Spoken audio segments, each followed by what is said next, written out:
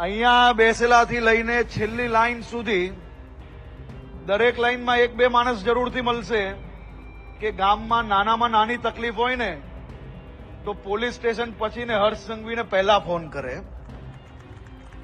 અને આ હર્ષ સંઘવી અડધી રાત્રે ફોન ઉચકીને એ ગામની અંદર ગમે તેવો લુખ્ખો ટપોરી હોય એને સીધા પગે ચાલવા નથી લીધો ને આખા ગામે એના દ્રશ્ય જોયા હશે અને અહીં બેઠેલા સૌ લોકોએ જરૂરથી એ દ્રશ્ય જોયા હશે। શું ખરેખર ગુજરાતની અંદર ગુનેગાર છે? એમનો કોઈ સમાજ છે? શું સમાજની અંદરથી જો કોઈ વ્યક્તિ છે ગુનેગાર તરીકે બહાર આવે છે તો એમની સામે કાર્યવાહી થાય છે? આ સવાલ આજે અમે ગુજરાતના એ તમામ મંત્રીઓને, ધારાસભ્યને, મુખ્યમંત્રીને કે પછી નાયબ મુખ્યમંત્રીને પૂછી રહ્યા છીએ। સરકાર ખૂબ સારું કામ કરે છે। સરકાર એવું પણ કહે છે કે અમે કોઈ જ ગુનેગારોને છોડતા નથી, ગુનેગારનો કોઈ સમાજ હોતો નથી, ગુનેગાર છે એ દરેક સમાજના દુશ્મન હોય છે।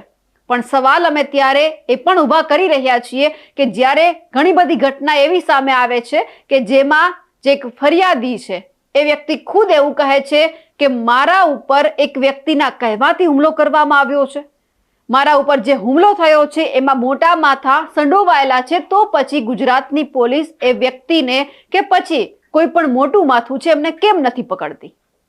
નમસ્કાર, આપ જોઈ રહ્યા છો નિર્ભય ન્યૂઝ અને હું છું આપની સાથે રિદ્ધિ। સુરતની અંદર લેઉવા પાટીદાર સમાજનો સન્માન સમારોહનો કાર્યક્રમ હતો અને આ જ કાર્યક્રમની અંદર આપણે જોયું કે ભાજપના અનેક નેતાઓ ત્યાં ગયા। મુખ્યમંત્રી ભૂપેન્દ્ર પટેલ, નાયબ મુખ્યમંત્રી હર્ષ સંઘવી, સી.આર. પાટીલ, જગદીશ વિશ્વકર્મા, મનસુખ માંડવિયા, આ બધા જ નેતાઓને આપણે એક મંચ ઉપર જોયા। પણ આ બધાની વચ્ચે જે ડેપ્યુટી સીએમ હર્ષ સંઘવી છે તેમનું એક ચોંકાવનારું નિવેદન સામે આવ્યું। આમ તો સાહેબ હળવા અંદાજમાં અનેક લોકોને એવી ટકોર કરી દેતા હોય છે કે જે કોઈક ને કોઈક ગુના સાથે સંડોવાયેલા હોય છે, એમને ક્યાંક આડકતરી રીતે પણ કહી દેતા હોય છે, ક્યારેક સ્પષ્ટ શબ્દોમાં પણ કહી દેતા હોય છે કે ગુનેગારોની ચાલ તો બદલાવી જ જોઈએ, વરઘોડો તો નીકળશે જ। પણ હવે સુરતની અંદર કાર્યક્રમ હતો અને હર્ષ સંઘવીએ એવું કહી દીધું છે કે કોઈ પણ ગુનેગાર હોય એ કોઈ જ સમાજનો નથી હોતો, ગુનેગાર છે ફક્ત સમાજનો દુશ્મન હોય છે, એટલે એમની સાથે જે કાર્યવાહી થાય છે એ થવી જ જોઈએ, એમની ચાલ પણ બદલાવી જોઈએ।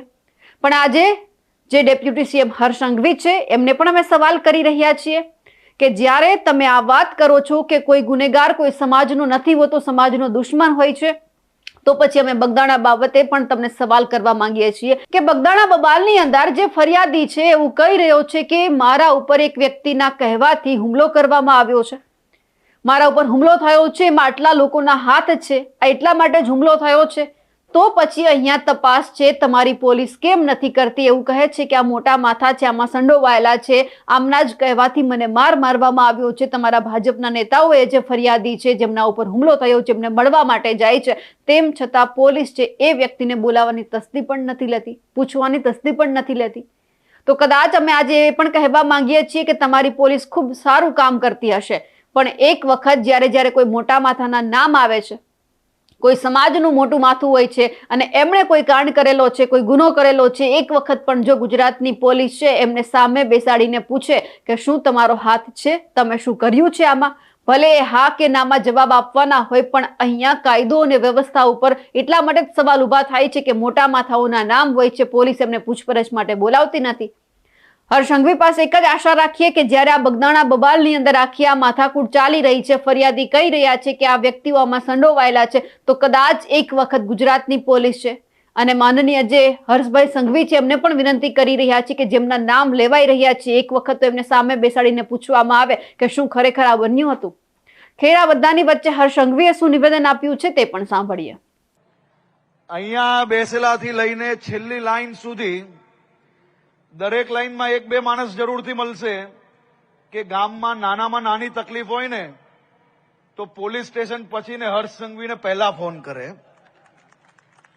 અને આ હર્ષ સંઘવી અડધી રાત્રે ફોન ઉચકીને એ ગામની અંદર ગમે તેવો લુખ્ખો ટપોરી હોય એને સીધા પગે ચાલવા નથી લીધો ને આખા ગામે એના દ્રશ્ય જોયા હશે અને અહીં બેઠેલા સૌ લોકોએ જરૂરથી એ દ્રશ્ય જોયા હશે।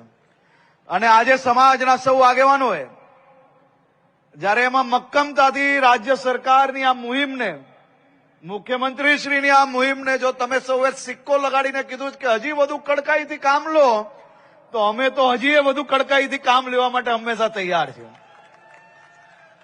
પણ હું આજે આ વચન આપું છું કે અહીં બેઠેલા ઘણા લોકોના ચહેરા હું દેખું છું, તમામ લોકોને અંદાજો છે. આ ભાવનગર, અમરેલી, બોટાદ, રાજકોટ, પોરબંદર, જામનગર, નાના નાના ગામની અંદર તમે બધા જ યાદ કરો, એ દિવાળીનો સમય હોય, તહેવાર હોય, નાની મોટી ગમે તેવી તકલીફ પડી હોય, વ્યાજના ચક્કરમાં સામાન્ય માણસને ફસાવ્યો હોય, એક એકનો હિસાબ આપણે સૌ લોકોએ મળીને સીધા કરવાનો કર્યો છે. ક્યારેય સમાજ જોઈને ગુનેગારો પર એક્શન નથી લીધા, પરંતુ ગુનેગારનો કોઈ સમાજ જ નથી હોતો. ગુનેગાર એ સમાજનો દુશ્મન હોય છે અને ગુનેગારને મજબૂતાઈથી એનો કઈ રીતે હિસાબ કરવો જોઈએ એ ભૂપેન્દ્રભાઈ પટેલની સરકાર સારી રીતે જાણે છે.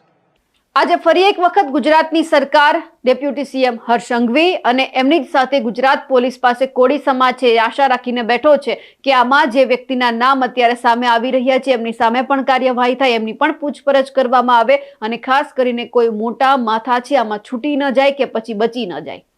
અમારા અહેવાલને લઈને આપનું શું માનવું છે કમેન્ટ કરીને ચોક્કસથી જણાવજો. સાથે જ અમારી નિર્ભય ન્યૂઝ ચેનલને લાઇક, શેર અને સબસ્ક્રાઇબ કરવાનું ભૂલશો નહીં. નમસ્કાર.